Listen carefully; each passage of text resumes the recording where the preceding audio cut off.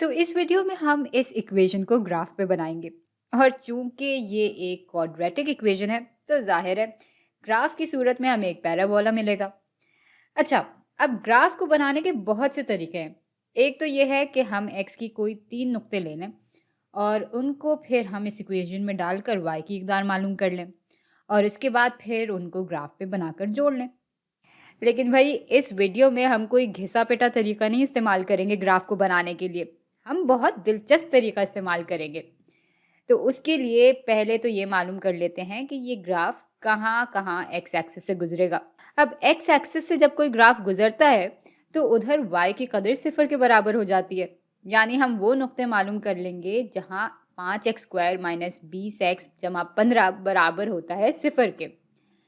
अब इसको हल करने के लिए सबसे पहले तो मैं इक्वेशन के दोनों हिस्सों को 5 से तकसीम कर दूंगी, क्योंकि फिर इस पूरी चीज़ को फैक्टर करना थोड़ा सा आसान हो जाएगा हमारे लिए। इसको 5 से तकसीम करेंगे तो हमारे पास आ जाएगा x²। इसको 5 से तकसीम करेंगे तो हमारे पास -4x आ जाएगा और इसको 5 से तकसीम करेंगे तो हमारे पास +3 आ जाएगा और ये पूरी चीज़ बराबर होगी 0/5 यानी 0 के। अच्छा, अब इस पूरी चीज़ को फैक्टर करने के लिए हमें कोई ऐसी दो इकदार मालूम करनी होगी जिनको जब हम आपस में जमा करें तो हमें इस पहली डिग्री वाली टर्म का कोएफिशिएंट यानी -4 मिल जाए और जिनको जब हम आपस में ज़रब दें तो हमें ये +3 मिल जाए। भाई मेरे दिमाग में तो इस वक्त एक कदर आ रही है -3 और एक आ रही है -1। चलें फिर आगे चलते हैं और अब इस एक्सप्रेशन को हम x - 3 ज़रब x - 1 की सूरत में लिख लेंगे। ये दोनों एक्सप्रेशंस बिल्कुल एक बराबर हैं, आप इसको खोल कर देख भी सकते हैं। खैर अभी के लिए आगे बढ़ते हैं।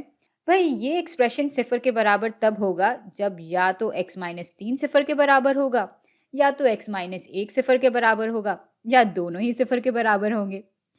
इसको हल करेंगे तो x बराबर आ जाएगा 3 के और इसको हल करेंगे तो x बराबर आ जाएगा 1 के।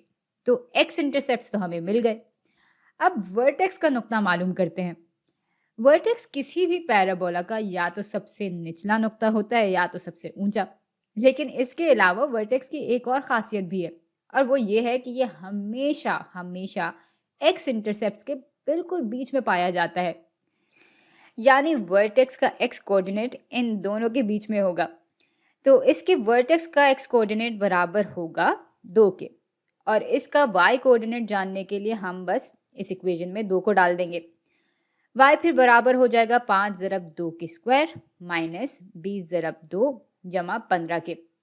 तो इसका स्क्वायर बराबर हो जाता है 4 के। 4 ज़रब 5 बराबर होते हैं 20 के। यहाँ -20 ज़रब 2 बराबर होते हैं -40 के और इसमें 15 जमा भी हो रहा है।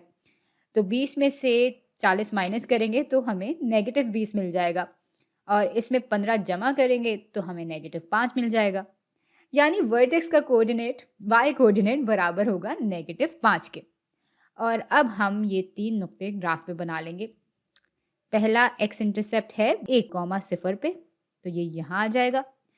दूसरा x इंटरसेप्ट है 3,0 पे तो ये यहाँ आ जाएगा और वर्टेक्स है 2,-5 पे तो ये आ जाएगा इधर। और इसको जब हम जोड़ेंगे, थोड़ी तमीज़ से जोड़ेंगे तो ये ग्राफ कुछ ऐसा बन जाएगा।